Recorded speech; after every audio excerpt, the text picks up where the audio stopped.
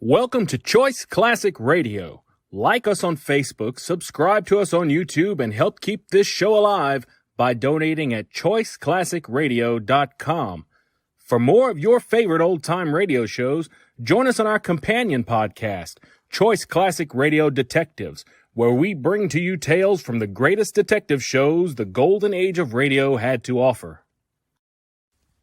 And now, with 50 episodes made, broadcast on NBC Radio from 1950 to 1951, we bring to you Dimension X.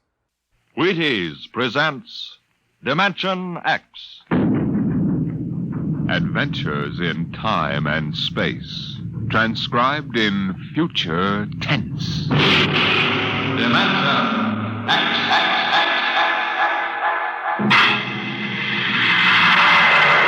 On stage tonight, Dimension X, another in the Wheaties' big parade of exciting half-hour presentations. Just about the time you're getting up tomorrow morning, you know what's happened? You've been without food for so long that you gotta get more if you're going to get your work done. That's why first you need your Wheaties. Sure, Wheaties. Because when you dip into those golden flakes, you're getting real whole wheat. Yup, every single Wheaties is a kernel of wheat. And you know what that means? Vitality for working well, feeling well, looking well. Whole wheat energy, whole wheat vitamins. All the goodness of plump whole wheat in crisp little flakes that are mighty nice to meet any morning of the week. So be good to yourself. Tuck into the Wheaties at 7 a.m. and see if you don't feel the difference. Have yourself breakfast of champions and see how Wheaties at 7 can help at 11. Come on now, try 'em.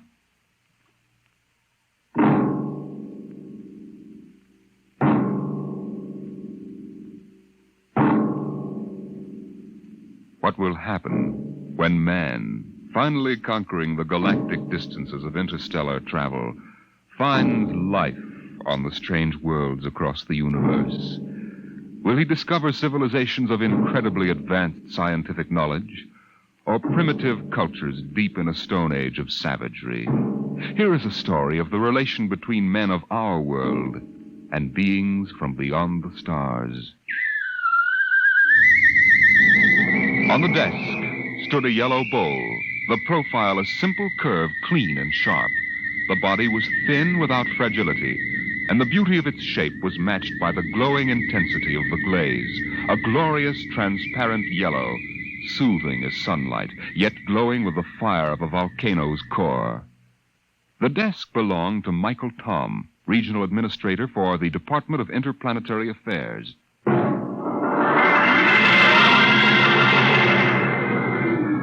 That bowl? Why, it's a souvenir. I got it many years ago on the planet Firsk. I'd been out on the Channel Planet in the Frontier Service for 19 months.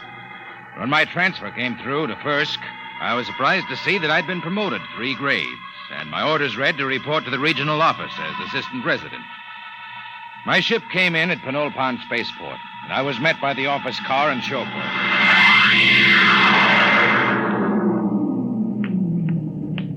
Mr. Tom? That's right. I'm Wirachek, sir. Welcome to Firsk. Thanks. Well, I didn't expect to find a 1992 Rolls here. The resident had it shipped out in parts.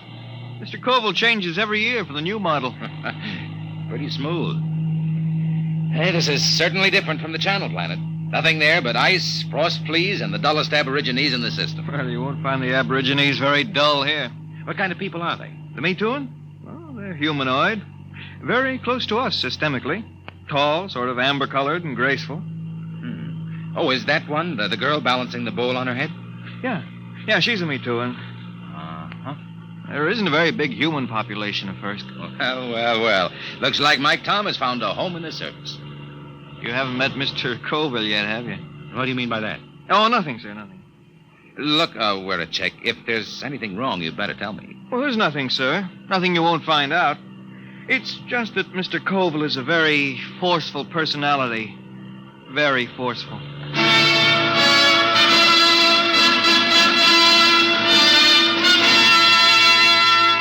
We drove through Penulpan, threading our way through narrow streets between rows of low houses of reed, parchment, and wood. Canals of green water laced the city, and the bridges trailed ivy and orange flowers. Suddenly, we turned a corner, and there on the bank of the main canal was a large concrete and glass building, Earth-style. This was the district office, and in a room that gleamed with black plastic and glass, I found George Colville, senior resident. You're Tom? Michael Tom? Yes, sir. My last junior took off for the hills with a dancer from a Me Too and grog shop. If I have any trouble with you, I'll ship you back to Earth with a minus 50 efficiency rating. That clear? That's clear, sir. And don't get edgy with me. Sit down. Now listen, Tom, I'm easy to get along with. I like things done right the first time. Got to give a good example for the gooks. Gooks? Yeah, the natives. I don't know what's good for them. I brought in a high-grade silica yarn to replace the root fiber they were using in fishnets. Took me 3 months to talk them into using it. I thought the Bureau policy was to avoid introducing Earth technology to stable cultures. Yeah, that's what those boneheads at the main office say. They don't have to live here. Have you seen those pigsties they live in? There isn't a concrete building on the planet. The Me Too and delegation, Mr. Colville. Tell them I'm busy for 15 minutes. Yes, sir. Well, I'll be going along then, sir. Why? Well, if you're busy. Forget it. I always let those gooks wait at least 15 minutes. Softens them up. They're not hard to handle, if you know how. I was assigned to pest control, a duty Colville considered beneath his dignity. In the next few weeks, I carted rat poison and insect spray through the poorest sections of Penulpan, where the trees ended and the plains stretched out to the Cookmank Mountains. It was there that I first heard of the potters of Firsk. I had found a pottery bazaar, long shelves of jars of every size and shape, crocks, paper-thin vases, bowls, demijohns, tankards. The glazes were remarkable, deep, glowing colors. And yet, something was missing. I looked up and down the shelves. Mr. Tom, is anything wrong? No, it's just, Oh, I've got it. There isn't any yellow. Yellow? That's right. There are no yellow glazes at all. They have every other color. Ruby, green. There's a jar that's translucent, but no yellow. Well, maybe it's a superstition. Could be. Yellow might be connected with death or disease. Well, you can find out, Mr. Tom. Here comes a Me Too, and she probably runs the place. May I help you, sir? Oh, you speak English. I must. We trade with the Earth colony. Your wares are very beautiful. For example, how much is this bowl? 75 credits. That much? They are our ancestors. And to sell them as cheaply as wood or glass would be irreverent. Your ancestors? You mean the bowls? Yes. Uh-huh. Tell me, where's the pottery made? In Penulpan? No, back there. In the mountains? There our ancestors go and the pots are brought back. Aside from this, I know nothing. The Metuan fear the potters. Why? No one knows what lies beyond the first hill, Earthmen. Sometimes we see the glow of furnaces. And when there are no dead for the potters, they take the living. Living? There are the potters now. What are they shouting? That they have sold all their wares. That they will ride back to the mountains now. Hey, big devils, aren't they? Red hair. They are very strong. I think I'll visit the potters one of these days. No, Earthmen. No? Why not? It is dangerous for you. They have guarded their secrets from all Penulpan. They are very fierce.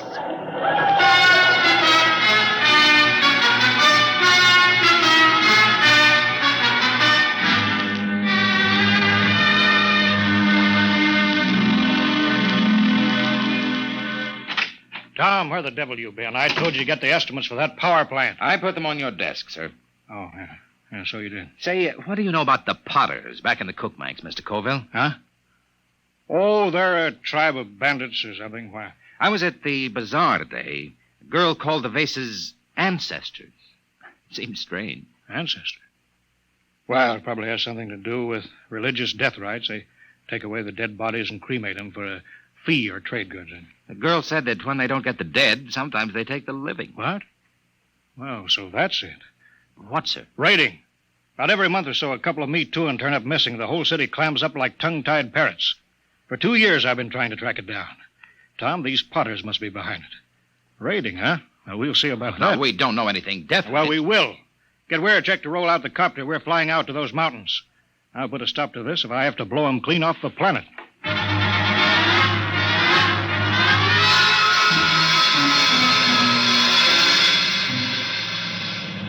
We'll never find a village in that mess down there. Look at those cliffs. There's a smoke trail over there to the right. Potters need kilns. Kilns need heat. That's a volcano, not a chimney. Let's try out along that ridge, then we'll go back. Oh, wait, I think we found them. Where? At the base of the volcano. Look close. You can see buildings. Yeah. Set her down. Should we land, sir? They're supposed to be pretty rough on home ground. We're official representatives of the system. Remember that. That might not mean much to a tribe of mountaineers. Don't argue with me, Tom. Land.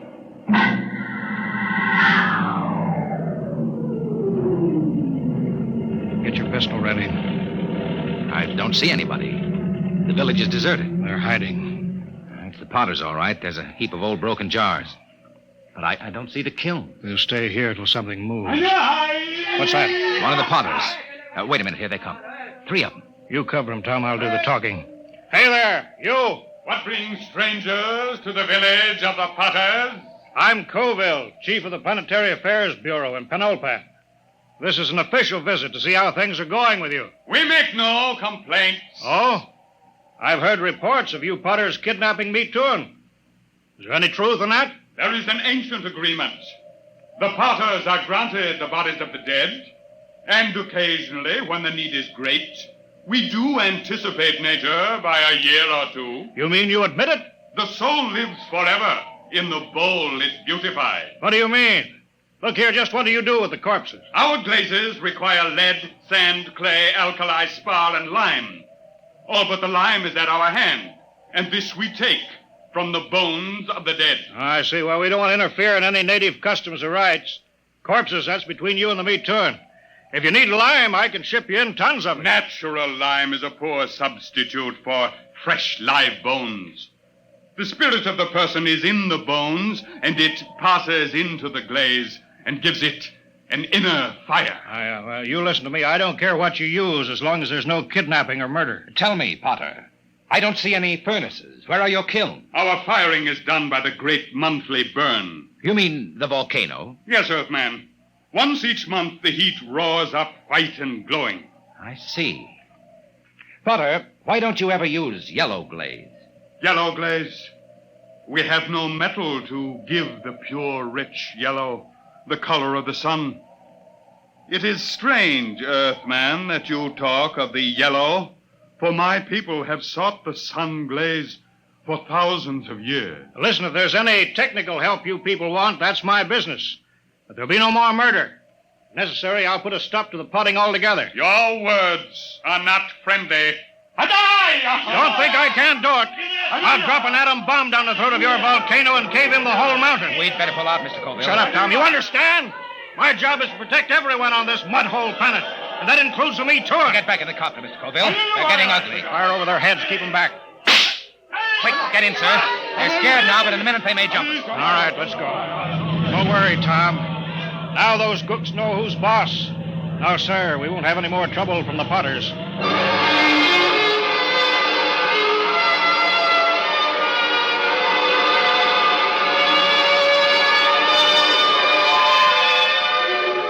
Colville kept me pretty busy the next few weeks, but I got to spending a good deal of time at the pottery bazaar with the girl. Her name was Sue Thin. She was interested in everything I had to tell her about the rest of the galaxy, and I was lonely, so I got to looking forward to my visits there. I was on my way there one evening when suddenly I heard shouts down the side streets. I hurried toward them, pulling out my gun. And then I heard the deep cry of the giant Potters and the crack of hooves on the cobbled streets. Suddenly, a group of riders burst around a corner and charged down on me.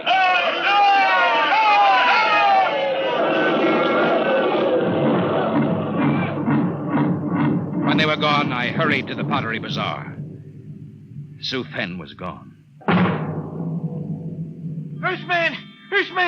She's not here. They took her. The Potters? She has gone to her ancestors. Did they kill her? No, they have taken her to the hills. but soon she will live forever, her spirit wrapped in the glorious glaze. So then, There is nothing to be done. When the potters take you, it is the end.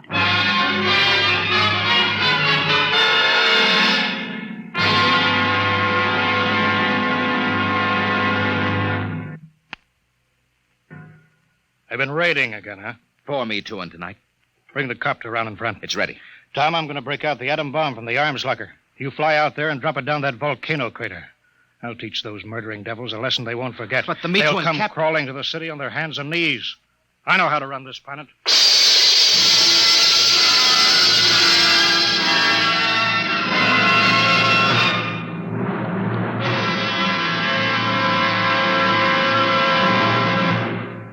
Dimension X will continue in just a moment. Friends, this is Frank Martin, the Wheaties man, and I want you to know an associate of mine, Ed Prentice. Okay, Ed. Folks, I'd like to have you meet a good friend of mine and a prominent member of a fine little organization known as the Chicago White Sox, Mr. Lucius Benjamin Appling. Ooh, Ed, don't say it like that. Whoever heard of a ball player named Lucius? What if I went around calling you Paul Edward Prentice? Let's just make it Ed and Luke, huh? All right, Luke.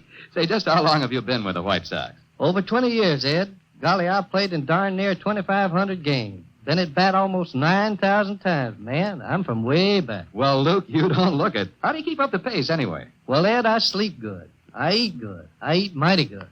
Wheaties about 4 mornings a week. Those little old flakes put a lot of snap, even in an old-timer like me. Must be because they're 100% whole wheat. I sure like Wheaties and milk and fruit. You know, Luke, that's exactly what I hear from a lot of ball players and plenty of other people, too.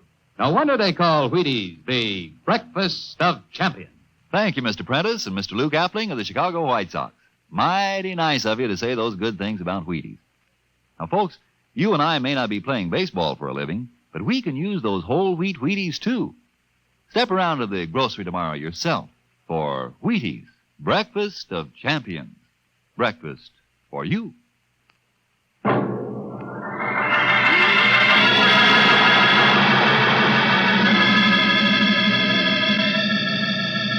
There's the village window, Chick. Swing over it. Shall I pull the safety on the bomb? No, hold it. But Mr. Colville said I know what he said. But they got a girl down there, and I'm going to get her out alive. And I'm going to start by trying to talk with that 7-foot red-headed Potter. All right, we're a check. Set her down right in the middle of Main Street.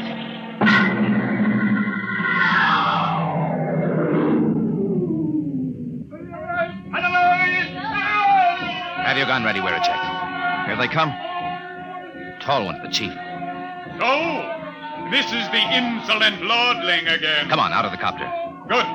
We are in need of bone lime, and yours will suit us well. They're closing in, Mr. Tom. Prepare your soul for the great burn. Stand back.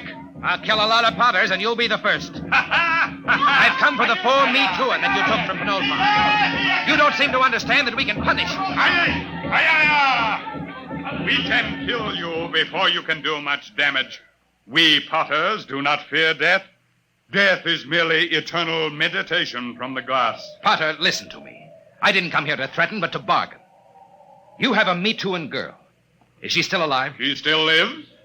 Chief Colville gave me orders to destroy your volcano. We can do that easily. If I'm harmed, the next bomb will drop on your village. I've come down here against his orders to bargain. Bargain? With what? We care for nothing but our craft. Potter, I can give you the secret of the yellow glaze. Empty words. No, the truth. In exchange, I want the girl and the other Me Too you've stolen, and your word not to raid again. How would we get lime? We've told you we can ship it in. Pure lime, as good as yours. Do the Potters of Firsk want the yellow glaze? Why, that has been the goal of the tribe of Potters for 1,000 years. And if I show you the yellow glaze? Earthmen, if it comes clear through the burn, I agree to your bargain. If it does not, your spirit will be lodged forever in the ugliest bowl we can spin on the wheel. It's a bargain. All right, we're a check. Disarm the bomb. Disarm it? Mr. Tom, are you crazy? They'll kill us. There'll be nothing left to stop them. Nothing but the yellow glaze. Yeah, but do you know how to make it? We'll soon find out. I've been doing a little reading on the subject lately. Reading? Holy smoke. Enough, Earthman. I will take you to the potter's shed. If your glaze is the bright yellow of the sun, you live. If not, you die. Come on, Verichek. Let's get to work. With what? You never made a glaze in your life. What are we supposed to work on now? Our last will and testament?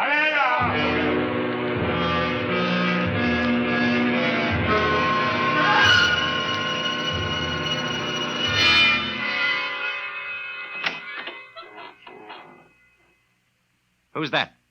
Suspense.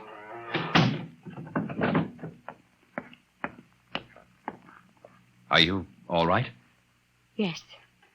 Why did you come? They will kill you too, Earthman. Maybe. How did you get in here? When I heard that you were here, I asked the chief potter to come. He said it would not matter. They would have all our bones soon. Cheerful, Zoe. Hey, stir this, Verichek. Yes, sir. They said you were trying to make the yellow glaze. Oh, Earthmen, we will die. This goo may turn out yellow. It had better. No one on Firsk has been able to make it. But I'm not from Firsk. Hang on, Suthan. We're not dead yet. Earthman, I am glad you came. Although I wish you had not. Suthan. All right, Verichek. Call that redhead. Tell him I got his glaze ready. Hey! Hey, you out there. Earthman, are you ready? Here's your glaze. Test it. You have 6 bowls of glaze. I'm no potter. This stuff ought to turn out yellow, but I can't be sure in one mixture. We will coat 6 tablets, one with each glaze. Then we will fire them. How long will it take? 20 hours before you know if the burn has brought you life or death.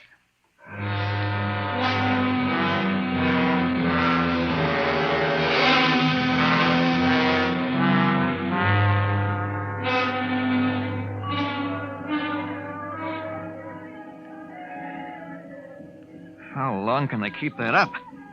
It's been hours. Tiles ought to be done soon. Earthman, here comes the chief potter. It must be time. The tiles are cooled. It is time now to open the kiln and test your glaze. A bargain has been made. The glaze is yellow, or you die. I will open the kiln. How are they, Mr. Tom? Mr. Tom? I can't see inside. It's dark. All right, Potter, pull them out. What are you waiting for? I will remove the first tile. No. A dull, dirty brown, Earthman. Pull out the next one. The color of mud. Now, wait a minute. What is the use? There is no yellow glaze. Get that next tile out. We made a bargain. Mr. Brown, your glazes are worse than the feeblest work of our children. Prepare your spirits for the great burn. Now, wait. Look in there. The next tile. Get it out here. Earthman, you waste time. Well, I'll get it out myself. There. Look at it. Yellow. Bright, shining yellow. There it is. The yellow glaze.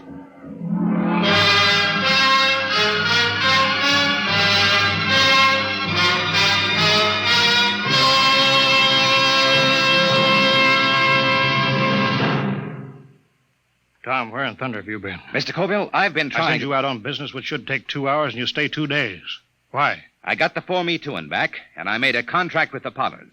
No more raiding. You what? I made a deal with them, and it turned out to be a better idea than yours. You disobeyed. You deliberately...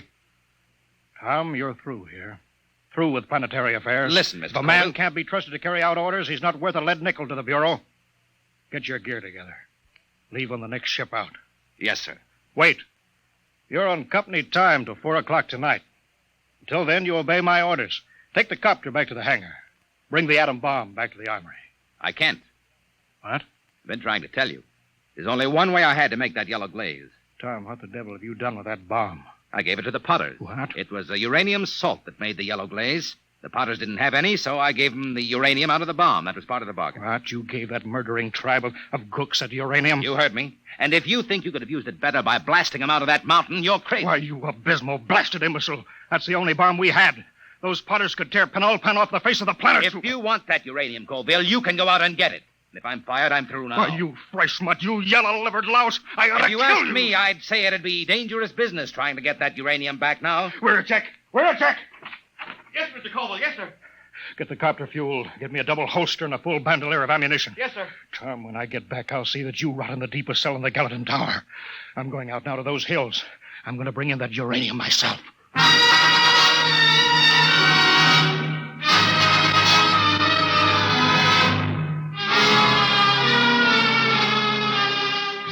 2 days later, Wiracek came into my office. His face was pale, his hands shook with excitement. He's here, Mr. Tom. He's here. Colville? No, the Chief Potter. The Potter. Bring him in. Should I call the guard? Just bring him in.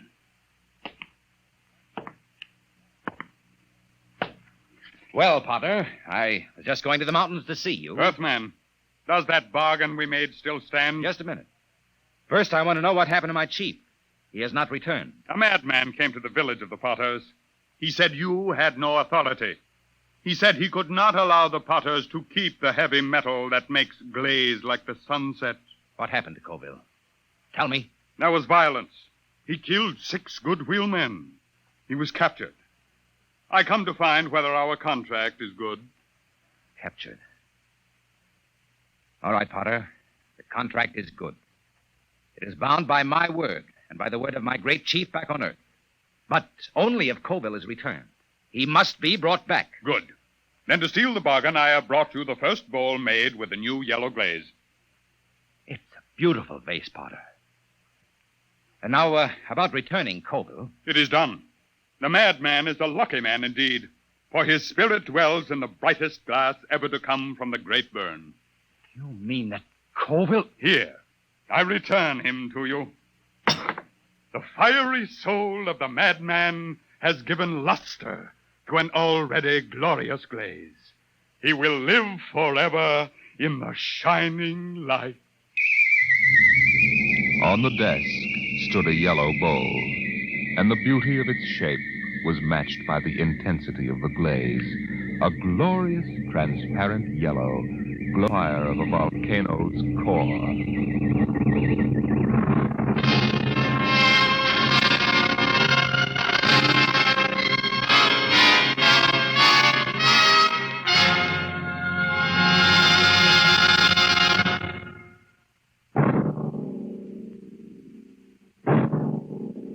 Tonight, Dimension X has transcribed The Potters of Firsk, written by Jack Vance and adapted for radio by Ernest Kenoy.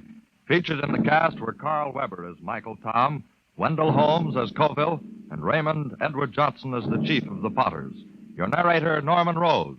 Music by Albert Berman. Engineer, Bill Chambers. Dimension X is produced by Van Woodward and directed by Edward King.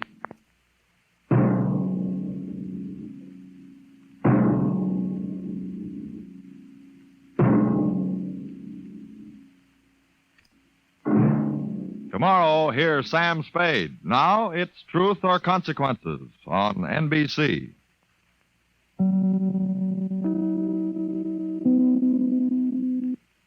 That concludes today's episode. We'd like to thank you and remind you to donate at choiceclassicradio.com. Remember, your donations make episodes like this possible.